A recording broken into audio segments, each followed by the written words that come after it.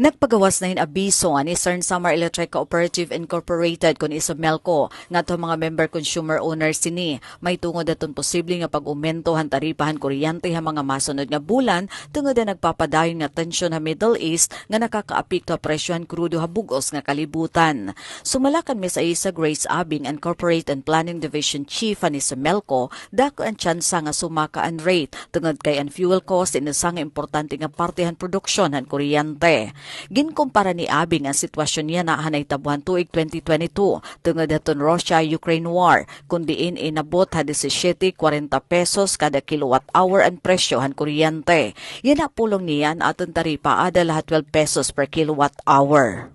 Nako chance talaga magumento kasi aton mga supplier may da talaga hiton portion ni dahiton fuel. Diba? Kung mahinunumdum kita, I think nagkaadahan Russia Ang krisis naman Ukraine-Russia war before. Oo. That was 2022 ata, kung di ako nagsasayop. So, adto nga time, by 2022, umabot ang aton rates in almost 17. Kung mahinunumdum kita. That's the impact. Dila kita ha, 12. Hapag kaya diba, na. Oo. 12 la kita, 12.4 la kita hapag kaya na. So, diri naton ma-project yan na exactly kung how much iton magiging impact hini nga war hit kakulangan nit aton fuel. But then again ko compare ko na lahiya han last 2022 nga the same actually an scenario na nagkaadahin war nag-short an aton fuel kasi at that time medyo nagmahal gyapon anat fuel ang mga gasoline station adto nga time.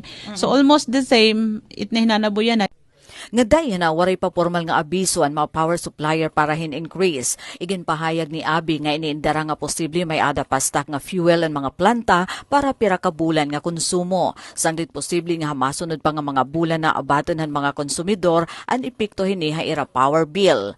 Agud maibanan ang epekto haton posible nga pagsakahan presyo, naglatag na ni Isomelco hin mga pamaagi para makatipid ha paggamit han kuryente. Siyahan pag-unplug ang mga saksakan. Tanggalon na saksakan aton mga electrical appliances kung diri naging gagamit tungod kay nagkukonsumo lagi hapon inihin kuryente bisan off na. Sugad aton mga remote control nga gamit.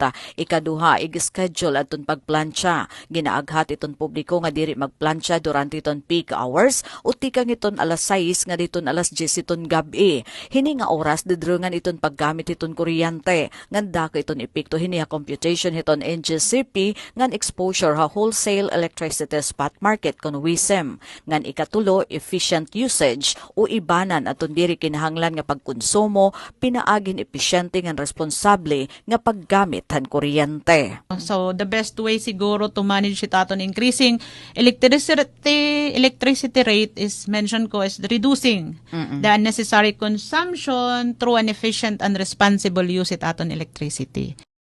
Nagdig-on ang kooperatiba nga ang kooperasyon ng tagsa nga member consumer owner hapag-iban ng konsumo ang pinakamaupay nga panalipod samtang diri pa sigurado kung saan matatapos ang krisis sa gawas sa nasod.